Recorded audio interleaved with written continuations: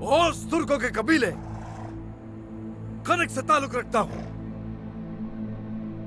मैं तमाम मजलूमों के मुहाफिज सुल्तान तुरुल का भतीजा और खुरासान के नाकाबिले शिकस्त शायर सरदार का फर्जंद मोहम्मद अल बरसलान हूं।